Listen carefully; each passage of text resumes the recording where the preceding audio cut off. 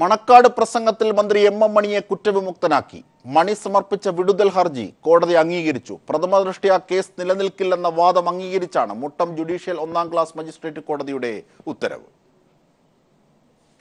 വൈദ്യുതി മന്ത്രി M M മണിയെ പ്രതിയാക്കി police register ചെയ്ത കേസിലാണ് മണിയുടെ വിടുതൽ ഹർജി അനുവദിച്ച് തൊടുപുഴ 1ാം ക്ലാസ് മജിസ്ട്രേറ്റ് കോടതി ഉത്തരവിട്ടത്.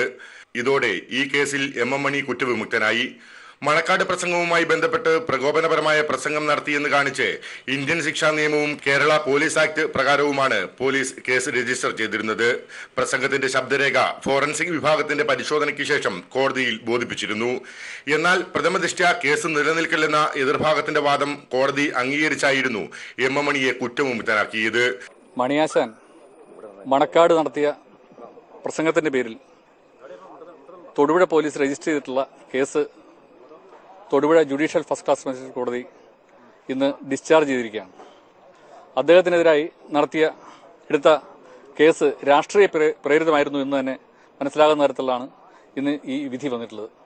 അദ്ദേഹത്തിനെതിരെ ഈ കേസ് തുടരേണ്ടതില്ലെന്നും അദ്ദേഹത്തിനെ കുറ്റമുക്തനായിക്കൊണ്ട് Thodupuzha judicial 1st class magistrate കോടതിയുടെ ഉത്തരവ് തൊട്ടുമുമ്പ് വന്നിട്ടുള്ളതാണ്.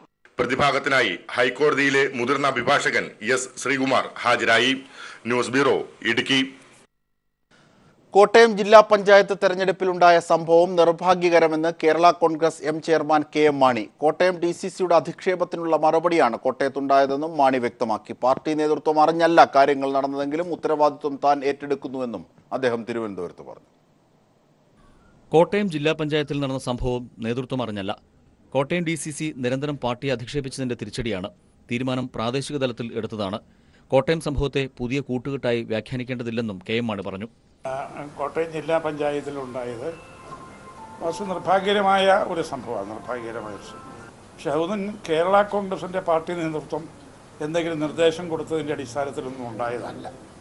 അതായത് ഈ കോട്ടയം DCC കേരള കോൺഗ്രസിനെ അധിക്ഷേപിക്കുകയും ഇങ്ങനെ അധിക്ഷേപിച്ചും പരിഹസിച്ചും അവർക്കെല്ലാം വളരെ വേദന ഉണ്ടായതിൻ്റെ അടിസ്ഥാനത്തിൽ ഉന്നതഹൃദയരായിട്ടുള്ള കേരള കോൺഗ്രസ് പ്രവർത്തകർ പല സ്ഥലങ്ങളും വളരെ കഠിനമായ പ്രതികരണത്തിലേക്ക് അവർ നീങ്ങി. അതിൻ്റെ ഒരു ഭാഗമാണ് പ്രാദേശികമായി ഇവിടെയും സംഭവിച്ചത്. അതിൻ്റെ ഒരു ഭാഗമാണ്. എന്നും UDF-നൊപ്പം നിൽക്കാൻ ആഗ്രഹിച്ചവരാണ് തങ്ങൾ. തങ്ങളുടെ സഹായം വേണ്ടെങ്കിൽ കോൺഗ്രസിന്റെ സഹായവും ആവശ്യമില്ല. പാർട്ടിയിൽ ഭിന്നാഭിപ്രായമില്ല. CPIM-മായി കൂട്ടുകൂടാത്തവർ ആരുമില്ല. AK ആന്റണി CPIM-മായി കൂട്ടുകൂടിയ ശേഷമാണ് താൻ അവർക്കൊപ്പം പോയത്. CPIM പണ്ട് ഉപദ്രവിച്ചതല്ലേ എന്നൊന്നും ചോദിച്ച് തങ്ങളെ ആരും ചൊടിപ്പിക്കേണ്ടതില്ലെന്നും കെ എം മാണി പറഞ്ഞു. ആരുമായും അസ്പൃശ്യതയോ തൊട്ടുകൂടായ്മയോ ഇല്ലെന്നും കെ എം മാണി പറഞ്ഞു. ഇടതുപക്ഷത്തെ തൊടുന്നത് അപരാധമായി കരുതുന്നുമില്ല. CPIക്ക് പണ്ടേ കേരള കോൺഗ്രസിനെ പേടിയാണ്. തങ്ങൾ LDF-ലേക്ക് ചെന്നാൽ CPIക്ക് ഇപ്പോഴുള്ള സൗകര്യം കുറയും. മുന്നണിയിൽ അവരുടെ വില കുറയും. അതാണ് അവരുടെ പേടിയെന്നും മാണി ചൂണ്ടിക്കാട്ടി. കേരള കോൺഗ്രസ് ഒരു മുന്നണിക്കും അപേക്ഷ നൽകിയിട്ടില്ലെന്നും ആരുടെയും മുന്നിൽ തലകുനിക്കില്ലെന്നും മാണി പറഞ്ഞു. News bureau, Thiruvananthapuram. Kerala Congress പുതിയ കൂട്ടുകെട്ടുകളെക്കുറിച്ച് ആലോചിച്ചിട്ടില്ലെന്ന് PJ ജോസഫ്. കോട്ടയത്തെ സംഭവങ്ങൾ നിർഭാഗ്യകരമാണെന്നും പാർട്ടി ചർച്ച ചെയ്യുമെന്നും PJ ജോസഫ് പറഞ്ഞു. പുതിയ രാഷ്ട്രീയ കൂട്ടുകെട്ടുകളെപ്പറ്റി പാർട്ടിയുടെ ഒരു ഫോറത്തിലും ചർച്ച ചെയ്ത് തീരുമാനിച്ചിട്ടില്ല. പ്രാദേശിക തലങ്ങളിൽ UDF ഉണ്ടായിട്ടുള്ള ധാരണ തുടരണമെന്നാണ് ചരക്കൊന്നിലെ തീരുമാനം. അതിന് വ്യത്യസ്തമായി കോട്ടയത്ത് പ്രാദേശികമായ തീരുമാനമാണെന്നാണ് മനസ്സിലാക്കുന്നത്. ഏതായാലും അത് നിർഭാഗ്യകരമായി പോയി. ഇല്ല, ചർച്ച ചെയ്യാൻ പോകുന്നുള്ളൂ. ഇല്ല, ഇത് എതിർപ്പെന്ന് പറഞ്ഞാൽ ഞാൻ പറഞ്ഞല്ലോ, പുതിയ തീരുമാനങ്ങളൊന്നും എടുത്തിട്ടില്ല. പാർട്ടി തലത്തിൽ ചർച്ച ചെയ്ത് തീരുമാനം എടുത്തിട്ടില്ല. അതെല്ലാം പാർട്ടിയിൽ ചർച്ച ചെയ്യേണ്ട കാര്യങ്ങളാണ്. മാണിയെയും മകനെയും കാത്തിരിക്കുന്നത് യൂദാസിന്റെ അനുഭവമെന്ന് MM ഹസൻ. രാഷ്ട്രീയ കേരളം ഇവർക്ക് മാപ്പ് നൽകില്ലെന്നും UDF-ന്റെ ഭാഗമായി നിന്ന് ജനപ്രതിനിധികളായ ഇവർക്ക് ഇനി ഈ സ്ഥാനത്ത് തുടരാൻ അർഹതയുണ്ടോ എന്നും ഹസൻ ചോദിച്ചു. യേശുക്രിസ്തുവിനെ ഒറ്റുകൊടുത്ത യൂദാസിന്റെ അനുഭവം നമുക്കെല്ലാം അറിയാം. അദ്ദേഹത്തിന് ആത്മഹത്യ ചെയ്യേണ്ടി വന്നു. കേരള രാഷ്ട്രീയത്തിൽ ഈ വഞ്ചനയ്ക്ക് കർത്താവിനെ ഒറ്റുകൊടുത്തത് 30 വെള്ളിക്കാശിനാണെങ്കിൽ ഒരു ജില്ലാ പഞ്ചായത്ത് പ്രസിഡന്റ് സ്ഥാനത്തിന് വേണ്ടി കോൺഗ്രസിനെ വഞ്ചിച്ച KM മാണി സാറിനും അദ്ദേഹത്തിൻ്റെ മകനും കേരള രാഷ്ട്രീയത്തിൽ യൂദാസിന്റെ അതേ അനുഭവം ഉണ്ടാവും. രാഷ്ട്രീയ ആത്മഹത്യ അവർ നടത്തേണ്ടി വരും. കെ മാണി മാത്രമല്ല, KM മാണിയും UDF-ന്റെ ഭാഗമായി വിജയിച്ചവരാണ്. അവർ കോൺഗ്രസിനെയും UDF-നെയും വഞ്ചിച്ചിട്ട് ഇനി ആ ജനവിധിയുമായി മുമ്പോട്ട് നീങ്ങുന്നത് രാഷ്ട്രീയമായ ഒരു അധാർമികതയാണ്, സദാചാരമില്ലായ്മയാണ്. KM മാണി കൈക്കൊണ്ടത് അവസരവാദപരമായ നിലപാടാണെന്ന് KC ജോസഫ് MLA. തികഞ്ഞ ആത്മവഞ്ചനയാണ് KM മാണി കാട്ടിയത്. കോൺഗ്രസിനെ KM മാണി ചതിക്കുഴിയിൽപ്പെടുത്തുകയായിരുന്നു. KM മാണിക്കും ജോസ് കെ മാണിക്കും മുന്നിൽ UDF-ന്റെ പ്രവേശന കവാടം അടഞ്ഞിരിക്കുകയാണെന്നും KC ജോസഫ് വാർത്താസമ്മേളനത്തിൽ പറഞ്ഞു. KM മാണിയും ശ്രീ ജോസ് കെ മാണിയും ഞങ്ങളെ പിന്നിൽ നിന്ന് കുത്തിയ ഇവരുമായി ഒരു രാഷ്ട്രീയ ബാന്ധവത്തിനും കോൺഗ്രസ് തയ്യാറല്ല. അവരുമായി ഇനി UDF-ന്റെ അല്ല കോൺഗ്രസുമായി സഹകരിച്ചു പോകാനുള്ള ഒരു കട്ടിൽ കണ്ട് ശ്രീ KM മാണി പനിക്കണ്ട. അദ്ദേഹം അവസരം പോലെ തീരുമാനിക്കട്ടെ. അദ്ദേഹത്തിൻ്റെ മുന്നിൽ ധാരാളം ഓപ്ഷൻസ് ഉണ്ട്. ഇടതുപക്ഷ മുന്നണിയുണ്ട്, BJP ഉണ്ട്. BJP-യുമായി സംസാരിച്ചവരാണല്ലോ. ജോസ് കെ മാണി BJP-യുമായി ബന്ധപ്പെട്ട് മന്ത്രിയാകാൻ ശ്രമിച്ച ആളാണല്ലോ. ആ ഓപ്ഷൻ ഉണ്ടല്ലോ. ആ ഓപ്ഷൻ നോക്കട്ടെ. ഞങ്ങളെ ഇനി ബുദ്ധിമുട്ടിക്കരുത്. ഞങ്ങൾ ഞങ്ങളുടെ വഴിക്ക് പോക്കോളാം. കോൺഗ്രസ് നേതാക്കൾ മാണിയുടെ പിറകെ നടന്നതിന്റെ തിക്തഫലമാണ് കോട്ടയം സംഭവമെന്ന് JDU സംസ്ഥാന നേതാവ് ഷെയ്ഖ് പി ഹാരിസ്. പൊമ്പുളൈ ഒരുമൈ സമരത്തെ പിന്തുണച്ച UDF തീരുമാനം തെറ്റാണെന്നും കൂടിയാലോചനയില്ലാതെ എടുത്ത തീരുമാനത്തിൽ UDF-ന് ഒരു രാഷ്ട്രീയ നേട്ടവും ഉണ്ടായിട്ടില്ലെന്നും ഷെയ്ഖ് പി ഹാരിസ് പറഞ്ഞു. കേരള കോൺഗ്രസ് CPM കൂട്ടുകെട്ട് അത് സൂചിപ്പിക്കുന്നത് കേരള കോൺഗ്രസിനെ തിരിച്ചു കൊണ്ടുവരാൻ വേണ്ടി കോൺഗ്രസിൻ്റെ നേതാക്കന്മാർ പുറകെ നടന്നതിൻ്റെ തിരിച്ചടിയാണ്, തിക്തഫലമാണ് മാണിയിൽ നിന്ന് ലഭിച്ചതെന്നുള്ളതാണ് ഞങ്ങളുടെ അഭിപ്രായം. UDF-നെ സംബന്ധിച്ചിടത്തോളം അത് രാഷ്ട്രീയപരമായ ഒരു നേട്ടവും ആ സമരത്തെ പിന്തുണയ്ക്കുക വഴി പെമ്പിള സമരപ്പന്തലിൽ സന്ദർശിക്കുക വഴി ഒരു നേട്ടവും ലഭിച്ചിട്ടില്ല എന്നുള്ളതാണ് ഞങ്ങളുടെ അഭിപ്രായം. KM മാണിക്കെതിരെ വിമർശനവുമായി കോൺഗ്രസ് മുഖപത്രം വീക്ഷണം. മാണിയുടെ യാത്ര കാനാനിലേക്കോ നരകത്തിലേക്കോ എന്ന തലക്കെട്ടിൽ മുഖപ്രസംഗം ആണ് മാണിക്കെതിരെ രൂക്ഷ വിമർശനം ഉന്നയിച്ചിരിക്കുന്നത്. മാണി ഗ്രൂപ്പിന്റെ നടപടി രാഷ്ട്രീയ സദാചാരത്തിന് നിരക്കാത്തതാണെന്നും ദേവദാസികളെപ്പോലെ ആരുടെ മുന്നിലും ആടാനും പാടാനും മാണി തയ്യാറാണെന്നും വീക്ഷണം പറയും. കേരള കോൺഗ്രസ് കോട്ടയത്ത് നൽകിയ പ്രഹരത്തിന്റെ നടുക്കത്തിൽ നിന്ന് കോൺഗ്രസ് ഇനിയും വിട്ടുമാറിയിട്ടില്ല എന്നതിന്റെ തെളിവാണ് വീക്ഷണത്തിന്റെ മുഖപ്രസംഗം. കേരള കോൺഗ്രസ് മാണി ഗ്രൂപ്പിന്റെ നടപടി രാഷ്ട്രീയ സദാചാരത്തിന് നിരക്കാത്തതാണ് എന്ന് പറഞ്ഞുകൊണ്ട് ആരംഭിക്കുന്ന മുഖപ്രസംഗത്തിലുടനീളം കേരള കോൺഗ്രസിനെ അതിരൂക്ഷമായ ഭാഷയിലാണ് വിമർശിച്ചിരിക്കുന്നത്. ദേവദാസിയെപ്പോലെ ആരുടെ മുൻപിലും ആടാനും പാടാനുമുള്ള മാണിയുടെ രാഷ്ട്രീയ അശ്ലീലത ആരെയും ലജ്ജിപ്പിക്കുന്നതാണ്. രാത്രികളും ശയ്യയും മാറി മാറി പങ്കിടുന്ന തൊഴിലിൻ്റെ പേര് പറയാതെ തന്നെ എല്ലാവർക്കും അറിയാം. UDF-ൽ നിന്നുകൊണ്ട് LDF സഹായത്തോടെ മുഖ്യമന്ത്രി സ്ഥാനത്തേക്കെത്താൻ മാണി നടത്തിയ വിഫല ശ്രമങ്ങൾ ആർക്കും മറക്കാനാകില്ല എന്ന വെളിപ്പെടുത്തലും മുഖപ്രസംഗത്തിലൂടെ കോൺഗ്രസ് നടത്തുന്നുണ്ട്. മാണിയെ UDF സഹിച്ചതുപോലെ മറ്റൊരു പാർട്ടിക്കും സഹിക്കേണ്ടി വന്നിട്ടില്ല. UDF അല്ലെങ്കിൽ LDF, അതുമല്ലെങ്കിൽ BJP എന്ന തത്വദീക്ഷയില്ലാത്ത നിലപാടാണ് മാണിയുടേത്. 35 വർഷം പുറത്ത UDF-നെ വിട്ട് മാണി പുറത്തു പോകുമ്പോൾ അയ്യോ അച്ഛാ പോകല്ലേ എന്ന കപട വിലാപം ചൊല്ലിയല്ല മാണിയെ UDF തടഞ്ഞത്, ആത്മാർത്ഥമായി തന്നെയാണ്. UDF-ൽ മാണിക്ക് മാന്യതയുടെ പൂമുഖത്തുകൂടെ കടന്നുവരാം. LDF-ലാണെങ്കിൽ അടുക്കളവാതിലിൻ്റെ സാക്ഷ നീക്കി ജാരനെപ്പോലെ പതുങ്ങിച്ചെല്ലാം എന്ന മാണിയെ ഓർമ്മപ്പെടുത്തിക്കൊണ്ടാണ് മുഖപ്രസംഗം അവസാനിക്കുന്നത്. News desk. കേരള കോൺഗ്രസ് മുന്നണി ബന്ധം വിട്ടതിന് ശേഷം ഭരണം ആദ്യമായി നഷ്ടമാകുന്നത് ആലപ്പുഴ ജില്ലയിലാണ്. കുട്ടനാട് വെളിയനാട് പഞ്ചായത്തിലാണ് കേരള കോൺഗ്രസ് CPIM-മായി ചേർന്ന് ഭരണം പിടിച്ചെടുത്തത്. ഇതിന്റെ തുടർച്ചയാണ് കോട്ടയം ജില്ലയിലും സംഭവിച്ചതെന്നാണ് വിലയിരുത്തപ്പെടുന്നത്. കഴിഞ്ഞ പഞ്ചായത്ത് തിരഞ്ഞെടുപ്പിന് ശേഷം കുട്ടനാട്ടിലെ വെളിനാട് പഞ്ചായത്ത് ഭരണസമിതിയുമായി ബന്ധപ്പെട്ട കരാർ കോൺഗ്രസ് ലംഘിച്ചതാണ് CPM-ന്റെ പിന്തുണയോടെ ഭരണം തിരിച്ചുപിടിക്കാൻ കേരള കോൺഗ്രസ് ജില്ലാ ഘടകത്തെ പ്രേരിപ്പിച്ചത്. ആദ്യ ഒരു വർഷം കോൺഗ്രസും പിന്നീട് കേരള കോൺഗ്രസിനും ഭരണം നൽകാമെന്ന കരാറാണ് കോൺഗ്രസ് ലംഘിച്ചത്. നേതൃത്വം അംഗീകരിക്കുമ്പോഴും നടപ്പാക്കാൻ കഴിയുന്നില്ല എന്നുള്ള കോൺഗ്രസിൻ്റെ നിസ്സഹായാവസ്ഥ ഞങ്ങളെ സംബന്ധിച്ചോളം ഞങ്ങൾക്ക് ആ നിസ്സഹായാവസ്ഥയിൽ ഉത്തരവാദിത്വമില്ല. ഞങ്ങൾക്ക് ഞങ്ങളുമായി ഉണ്ടാക്കിയ ധാരണ നടപ്പാക്കണം. കോൺഗ്രസ് നേതാക്കളുടെ വഞ്ചനാപരമായ ഈ നടപടിക്കെതിരെ കോൺഗ്രസിന്റെ ജില്ലാ നേതൃത്വത്തിനും സംസ്ഥാന നേതൃത്വത്തിനും കേരള കോൺഗ്രസ് പരാതി നൽകിയിട്ടും കരാർ പാലിക്കപ്പെടാതായതോടെയാണ് CPM പിന്തുണയോടെ വെളിനാട് ഭരണം കേരള കോൺഗ്രസ് പിടിച്ചടക്കിയത്. കേരള കോൺഗ്രസ് ജില്ലാ president Jacob Thomas Arikupuram. Alappuzha ജില്ലയിൽ ആ കരാർ കോൺഗ്രസ് ലംഘിച്ചിരിക്കുന്നു എന്നാണ് ഞങ്ങൾക്ക് പറയുവാനുള്ളത്. കേരള കോൺഗ്രസും തമ്മിലുള്ള ധാരണാലംഘനമാണ് CPM-നെ കൂട്ടുപിടിക്കാൻ കാരണമെന്നാണ് അരികുപുറം പറയുന്നത്. ഭാവിയിൽ ഈ നിലപാടുമായി കോൺഗ്രസ് മുന്നോട്ടു പോയാൽ കോൺഗ്രസ് ഭരിക്കുന്ന പല ത്രിതല പഞ്ചായത്ത് ഭരണസമിതികളും താഴെ പോകുമെന്നും കേരള കോൺഗ്രസ് നേതാവ് മുന്നറിയിപ്പ് നൽകുന്നു. അത് വ്യാപകമായി അതിൻ്റെ പ്രത്യാഘാതങ്ങൾ ഉണ്ടായാൽ കേരളത്തിൽ പലയിടത്തും കോൺഗ്രസിൻ്റെ ഭരണങ്ങൾ നഷ്ടപ്പെടുന്നു, തദ്ദേശ സ്വയംഭരണ ഭാഗങ്ങളിലെ ഭരണം നഷ്ടപ്പെടും എന്നുള്ള കാര്യം തർക്കമില്ല. Shajahan, news bureau, Alappuzha.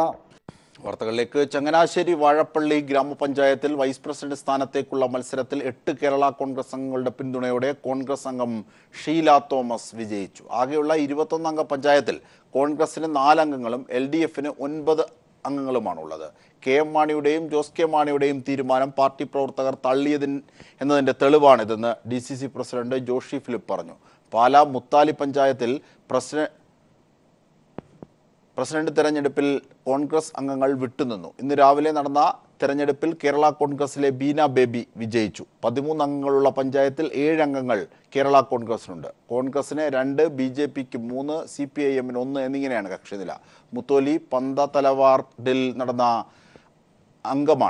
നിന്നുള്ള അംഗമാണ് ബീന ബേബി. BJP സ്ഥാനാർത്ഥിക്ക് 3 വോട്ടും ലഭിച്ചു. CPIM അംഗം തെരഞ്ഞെടുപ്പിൽ നിന്ന് വിട്ടുനിന്നു.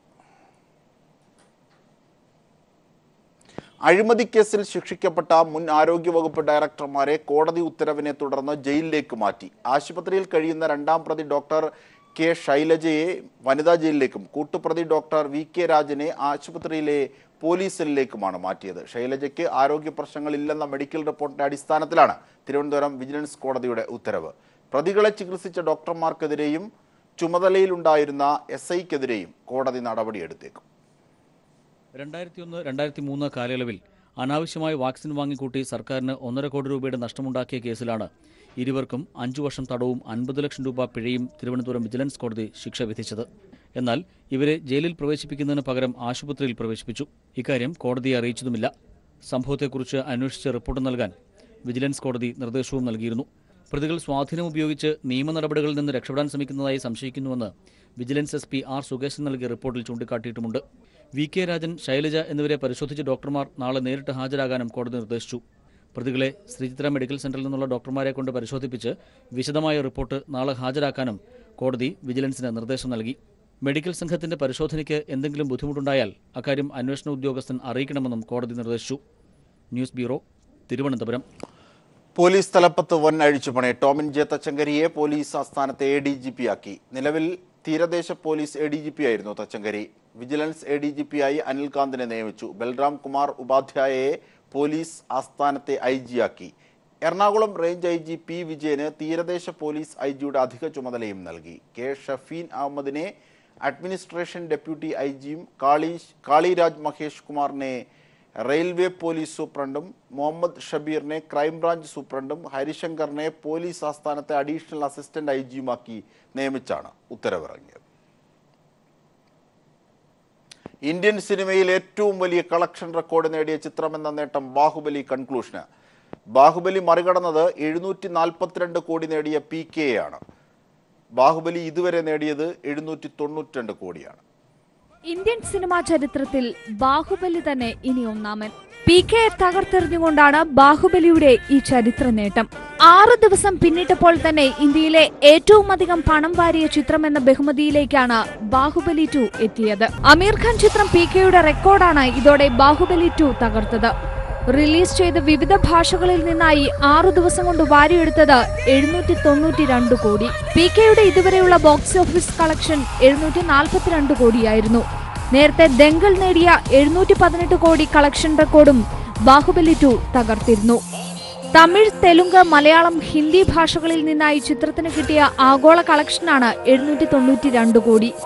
ഇന്ത്യയിൽ നിന്ന് മാത്രം ചിത്രം വാരിയത് 624 കോടിയാണ്. ഈ റെക്കോർഡ് സ്വന്തമാക്കുന്ന ആദ്യ ഇന്ത്യൻ സിനിമ കൂടിയാണ് ബാഹുബലി ദ കൺക്ലൂഷൻ. ഓവർസീസിലും ബാഹുബലി 2-ന് റെക്കോർഡുണ്ട്. 168 കോടിയായിരുന്നു കളക്ഷൻ. PK, ദംഗൽ എന്നീ സിനിമകൾ ഇത്രയധികം ഭാഷകളിൽ ഡബ് ചെയ്ത് പുറത്തു വന്നിട്ടില്ല. ബാഹുബലി 2-ന്റെ ഹിന്ദി പതിപ്പിന്റെ ആഗോള കളക്ഷൻ 375 കോടിയാണ്. 10 ദിവസം കൊണ്ട് ചിത്രം 1000 കോടി കടക്കുമെന്നാണ് കണക്കുകൂട്ടൽ. Entertainment desk, art cafe. ജില്ലാ ആസ്ഥാന നഗരമായ കാസർഗോഡ് സമീപ ഗ്രാമപഞ്ചായത്തുകളിലും ജല അതോറിറ്റിയുടെ ജലവിതരണം പൂർണ്ണമായും നിലച്ചിട്ട് 2 ആഴ്ച പിന്നിടുന്നു. ചന്ദ്രഗിരി പുഴയിലെ നീരൊഴുക്ക് നിലച്ചത് തുടർന്നാണിത്. ചന്ദ്രഗിരി പുഴയിലെ സ്ഥിരം തടയണ നിർമ്മാണ പദ്ധതി യാഥാർത്ഥ്യമാകാത്തതിനെ തുടർന്നാണ് മറ്റൊരു ജില്ലാ ആസ്ഥാനത്തിനും നേരിടാത്ത രൂക്ഷമായ കുടിവെള്ള പ്രശ്നം കാസർഗോഡ് നേരിടുന്നത്.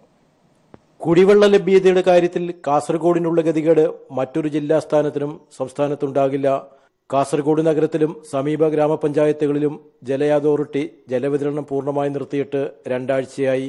ഗാർഹിക ഉപയോഗത്തിന് പോലും സാധിക്കാത്ത വിധം ഉപ്പിന്റെ അളവ് കലർന്നതിനെ തുടർന്നാണ് ജലവിതരണം പൂർണ്ണമായി നിർത്തിവെച്ചത്. ചന്ദ്രഗിരി പുഴയിലെ ബാവിക്കരക്കടവിൽ നിന്നാണ് ജല അതോറിറ്റി വെള്ളം പമ്പ് ചെയ്ത് ശുദ്ധീകരിച്ച് വിതരണം നടത്തി വന്നിരുന്നത്. ഉപ്പുവെള്ളം കയറുന്നത് തടയാൻ കഴിഞ്ഞ 30 വർഷമായി ജല അതോറിറ്റി ചന്ദ്രഗിരി പുഴയിൽ താൽക്കാലിക തടയണ നിർമ്മിച്ചു വരികയാണ്. ഏപ്രിൽ മെയ് മാസങ്ങളിൽ നീരൊഴുക്ക് നിലയ്ക്കുന്നതിനാൽ താൽക്കാലിക തടയണയിലേക്ക് ഉപ്പുവെള്ളം കയറുക പതിവാണ്. സ്ഥിരം തടയണ നിർമ്മാണത്തിന് 1 പതിറ്റാണ്ടായി ശ്രമം തുടരുന്നുവെങ്കിലും ഇനിയും യാഥാർത്ഥ്യമായില്ല. പ്രശ്നപരിഹാരത്തിന് അധികൃതർ നൽകുന്നത് വെറും വാഗ്ദാനം മാത്രം. ജല അതോറിറ്റി ജലവിതരണം നിർത്തിയെങ്കിലും ഫലപ്രദമായ ബദൽ സംവിധാനം ഇല്ലാത്തതിനാൽ കാസർകോട്ട് ജനങ്ങൾ കടുത്ത ദുരിതത്തിലാണ്.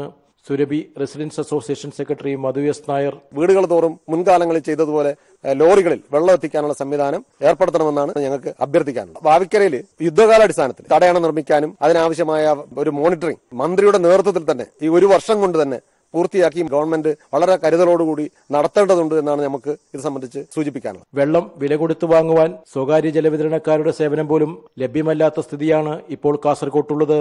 News bureau, Kasaragod.